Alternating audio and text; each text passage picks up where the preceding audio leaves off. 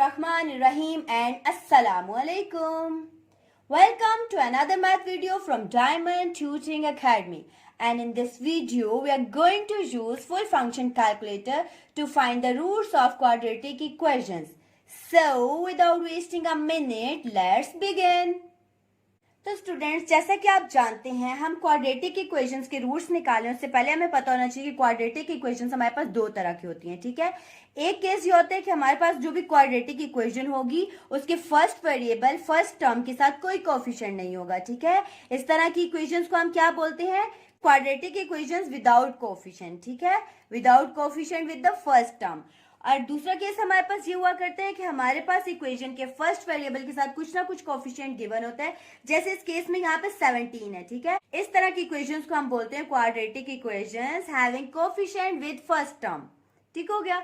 अब हम इन दोनों को अगर बाय हैंड इनके रूट्स निकालने बैठे हैं तो हमें बहुत लंबे प्रोसेस से गुजरना पड़ता है. ठीक है, तो हम अपने ईज के लिए कैलकुलेटर यूज कर लेते हैं. तो आज हम सीखते हैं कि कैसे इनके रूट्स को डायरेक्टली कैलकुलेटर पे निकाला जा सकता है. ठीक है, रूट्स मीन्स कि अगर x raise to the power 2 है क्वाड्रेटिक इक्वेशन, इसका मतलब इसके दो रूट्स आएंगे. कौन से दो रूट्स आएंगे? x की दो वैल्यूज आएंगी. ठीक है, एक x1 होगा, एक x2 होगा. ठीक है, इट मीन्स कि x की दो वैल्यूज आ सकते हैं, उन्हीं वैल्यूज को हम रूट्स बोलते हैं. ठीक है, सबसे पहले आपने कैलकुलेटर को ऑन करना है, देन आपने मॉड बटन प्रेस करना है.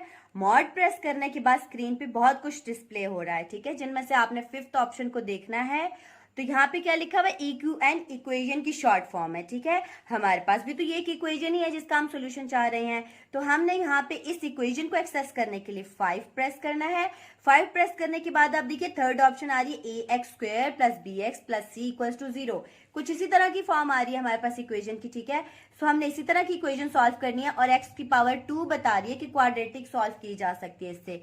तो इसको एक्सेस करने के लिए आपने 3 प्रेस करना है. अब आपके पास a, b और c की वैल्यूज पूछ रहा है. ठीक है, x² के साथ जो आपके पास कोएफिशिएंट है वो a है, x के साथ जो कोएफिशिएंट है वो आपके पास b है और लास्ट कांस्टेंट टर्म आपके पास c हुआ करती है. ठीक है, अब देखिए हमारे पास तो यहाँ पे x² के साथ कोई भी कोएफिशिएंट नहीं है, मींस 1 है. सो आपने 1 प्रेस किया. अब नेक्स्ट वैल्यू यानी कि x की वैल्यू पुट करने के लिए आप इक्वल टू प्रेस करेंगे तो आप नेक्स्ट पे चले जाएंगे. नेक्स्ट पे जाके आपने -11 पुट करना है क्योंकि यहाँ पे x के साथ हमारा -11 है. अगर कोई वैल्यू प्लस होगी तो जरूरत नहीं है प्लस साथ डालने की, लेकिन अगर कोई चीज माइनस के साथ है तो माइनस आपने मस्ट डालना है. ठीक हो गया. फिर हम नेक्स्ट पे जाएंगे तो c की वैल्यू है -152. आपने किया इक्वल टू. अब आपके पास एक और बार इक्वल टू प्रेस करेंगे तो आपके पास रूट्स आ जाएंगे. लाइक मैंने एक और बार प्रेस किया तो मेरे पास एक x1 की वैल्यू आ गई 19. मैं यहाँ नोट कर लेती हूँ. x1 की वैल्यू आ गई मेरे पास 19. अब मैं एक और बार इक्वल टू प्रेस करूंगी तो मेरे पास x2 की भी वैल्यू आ जाएगी और x2 की वैल्यू आई है मेरे पास -8. ठीक हो गया. क्योंकि x raise to the power 2 quadratic equation थी तो मेरे पास दो ही वैल्यूज आ सकती थी. ठीक है, x और y की, और ये दोनों मैंने रूट्स निकाल लिए. ठीक है, इस मॉड से वापस जाने के लिए आप अगेन मॉड प्रेस करेंगे, 1 प्रेस करेंगे, आप कंप्यूटेशन मॉड कॉमन मॉड में आ जाएंगे. ठीक है, अब हम यहाँ से देख लेते हैं कि अगर हमें रूट्स पता चल गए हैं हम वापस इक्वेशन कैसे बनाते हैं या इसके फैक्टर्स कैसे बनाते हैं. ठीक है, आपको पता है कि यहाँ पे हमारे पास कोई से दो फैक्टर्स बनने होते हैं. ठीक है, उन फैक्टर्स में आपने क्या करना है, यही वाली चीज कैसे पुट करनी है. x1 = 19 है तो अगर आप इसको =2 के दूसरी तरफ ले आए तो ये x -19 बन जाएगा. ठीक हो गया. सो ये आपका एक फैक्टर हो गया x -19.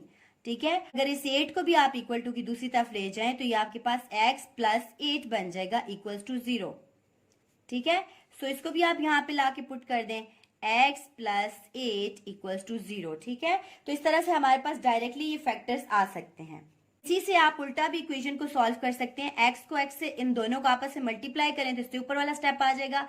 x × x is x², x × 8 is 8x, -19 × x is -19x, ±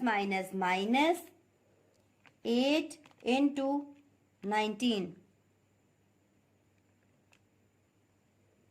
is 152 = 0. ठीक है, सो आप इस तरह से उल्टा भी सॉल्व कर सकते हैं कैलकुलेटर की हेल्प से. ठीक है, कि अगर आपसे फैक्टर्स नहीं बन रहे तो आप कैलकुलेटर यूज करके रूट्स निकाल कर रूट से वापस आप अपने फैक्टर्स बनाकर अपनी इक्वेशन पे आ सकते हैं, ठीक है। अब हम केस 2 देख लेते हैं। केस 2 क्या होता है, हमारे पास फर्स्ट टर्म विद कोफिशिएंट हुआ करती है, ठीक है। उसके लिए आप क्या करेंगे, कैलकुलेटर को ऑन किया, सेम ही मॉड बटन प्रेस किया, फिफ्थ ऑप्शन प्रेस की, थर्ड ऑप्शन प्रेस की। अब देखिए एक ही जगह पे आपने यहाँ पे पुट करना है। मैं यहाँ मार्क कर देती हूँ। यहाँ पे ये चीज हमारे पास ए हुआ करती है, ये चीज हमारे पास बी हुआ करती है एंड ये चीज हमारे पास सी हुआ करती है, ठीक है। सो आपने क्या करना है, एक ही जगह पे 17 वैल्यू, इक्वल टू से आप नेक्स्ट वैल्यू पे जाएंगे, 32 वैल्यू, नेक्स्ट पे जाएंगे, आपके पास -4 है, इक्वल टू प्रेस करेंगे, आप अगेन इक्वल टू प्रेस किया तो आपके पास x1 की वैल्यू आ गई, x1 की वैल्यू है 2/17 and again equal to press किया तो x2 की वैल्यू आ गई मेरे पास -2, ठीक है। तो अब इसको आप कैसे सॉल्व करेंगे, आप इसको 17 को इक्वल टू की दूसरी तरफ ले जाएं तो यहाँ पे डिवाइड हो रहा है, वहां जाके मल्टीप्लाई हो जाएगा, 17x इक्वल्स टू 2 हो जाएगा। फिर आपने क्या करना है, 2 को भी दूसरी तरफ लेकर जाना है, 17x माइनस 2 इक्वल्स टू 0। ये हमारा पहला फैक्टर बन गया, ठीक है। और दूसरा फैक्टर क्या होगा, x प्लस 2 इक्वल्स टू 0, ठीक है। ये हमारा दूसरा फैक्टर बन गया, ठीक है। So we have 17x minus 2 and x plus 2 equal 0, ठीक है। इसी से हम उल्टा इक्वेशन की तरफ भी जा सकते हैं। 17x into x is 17x square plus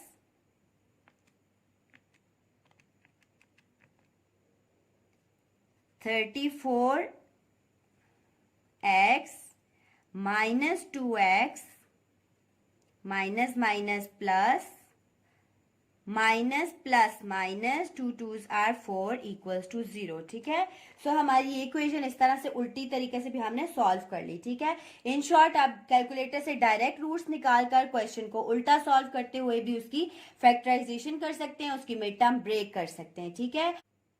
That's all for today. See you soon in the next video. Stay safe and healthy. Allah Hafiz.